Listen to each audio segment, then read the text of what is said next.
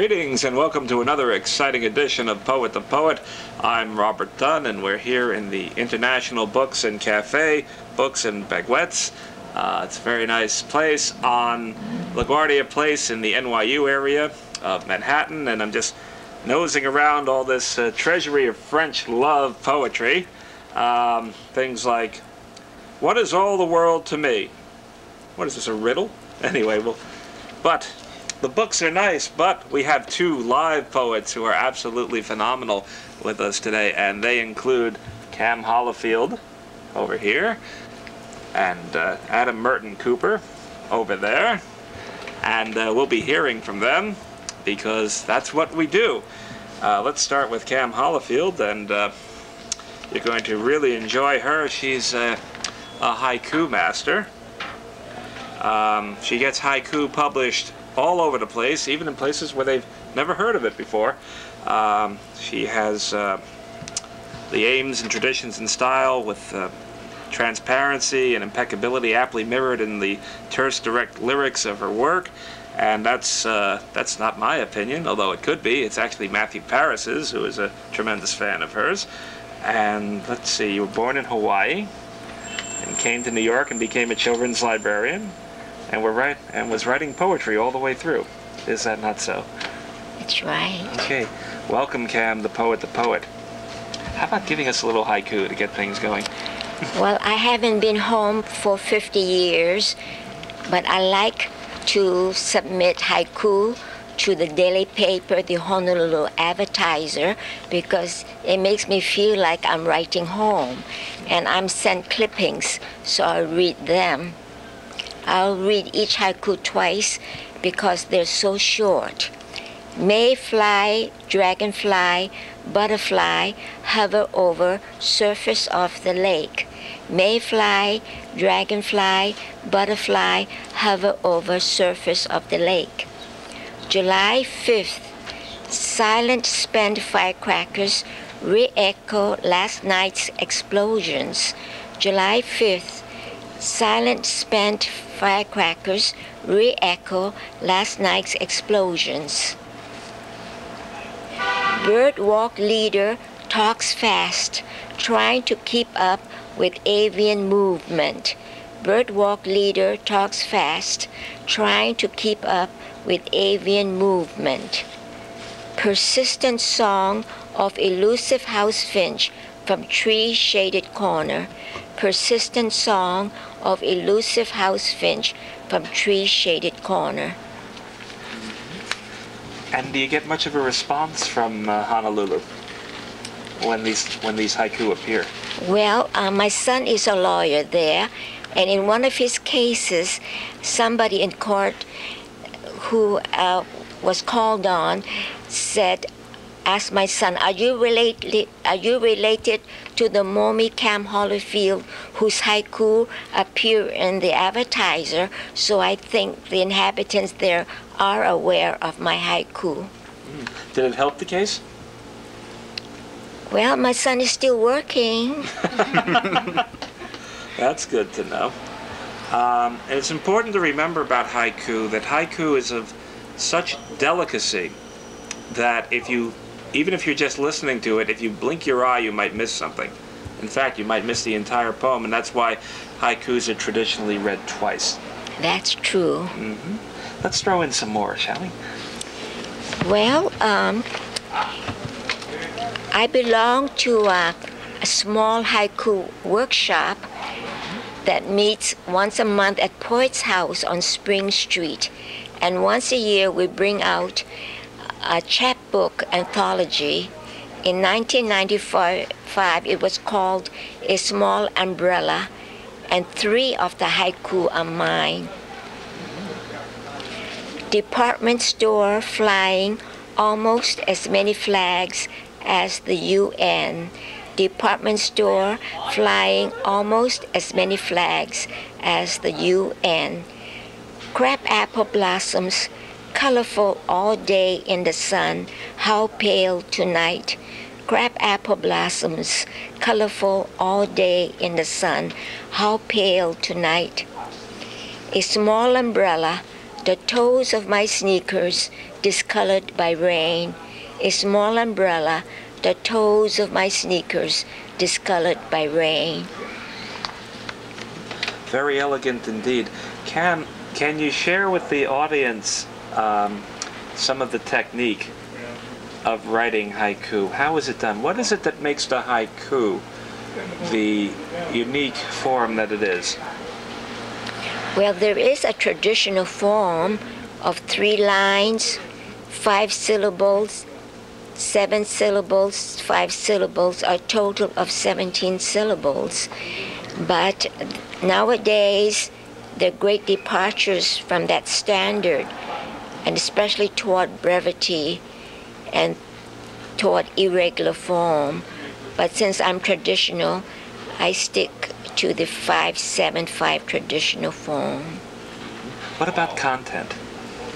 Well, it's supposed to be a moment's communion with nature. It's supposed to be objective and observation rather than commentary. What happens when you stray from those boundaries? Well, there is some leeway because there is a related form that looks the same. It's called senryu. Instead of being about nature, it's about human affairs. And as I said before, you are allowed to stray because many editors will accept a traditional form, and they will also accept everything else as long as it's brief and as long it has the proper content. Mm-hmm. Well, I know that look in Adam's eye is going to sneak off during the break and try his hand at a few. I should give it a try. It's not something that I usually go after. Mm-hmm. Well, we'll find out about that in a little while later, but now that we've had some insight as to how they're done, I'd like to get a few more out of Kam. Well, there's an annual contest that selects a haiku for each day for a haiku calendar or appointment book. And in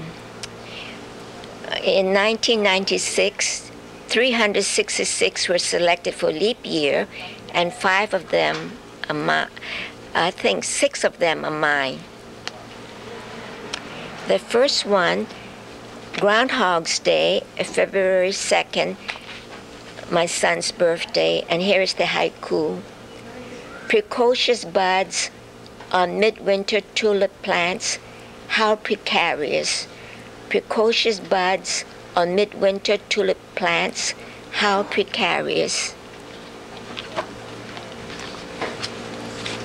For Saturday, March the 2nd, in gap between 2 buildings, the river reflects the sun just rising. In gap between 2 buildings, the river reflects the sun just rising. For May, I have 3 haiku. Monday, May the 6th. Apple trees with trunks touching. One blooms deeply pink, the other whitely. Apple trees with trunks touching. One blooms deeply pink, the other whitely.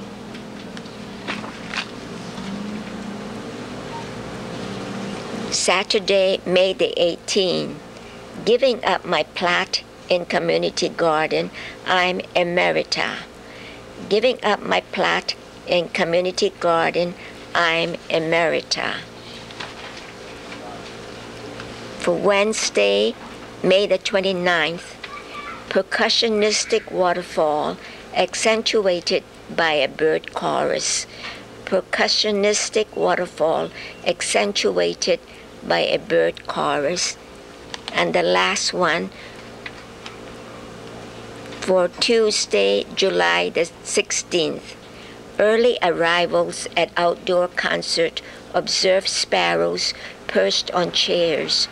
Early arrivals at outdoor concert, observe sparrows perched on chairs.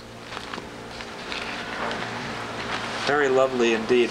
I was peeking through this other book you brought with you, this workshop poems, And normally workshop poems are not quite this appealing, I have to say. And also in picking this, I noticed there are a few things in here that are actually not haiku. And I was wondering if I could coax you to do one or two of your longer pieces.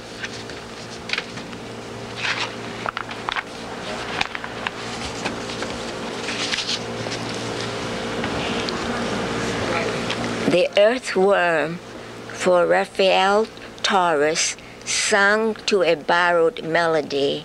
Squirm, little earthworm tunnel, squirm, little earthworm tunnel, eat dirt, give back fertilizer, stir, loosen soil deep and deeper. Squirm, little earthworm tunnel, squirm, little earthworm tunnel, dig the patch below, above, and lead us on to crops. I'm sure glad that was to an earthworm, because you got to be very careful who you tell to eat dirt. I mean, anyway, what else do you have in there? We want to give a well-rounded picture.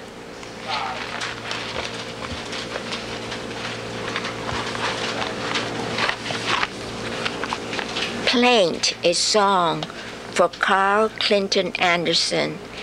Mother Nature, Father Nature, how dare you do this to us, wintering us in early spring, summering us in late spring.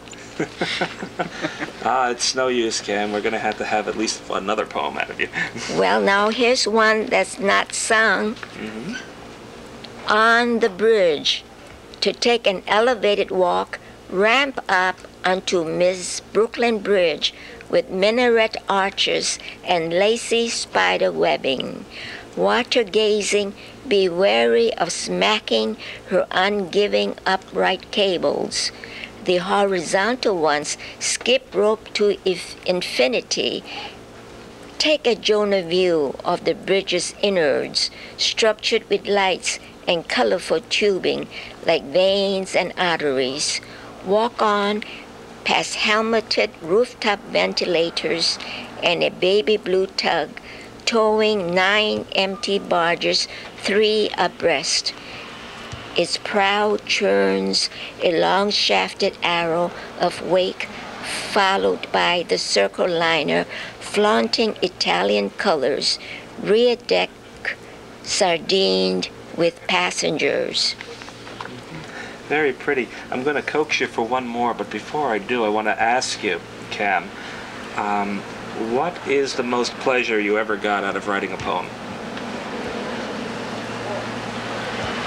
Well, I never thought of that. Mm-hmm. Really? Is it just the doing of it?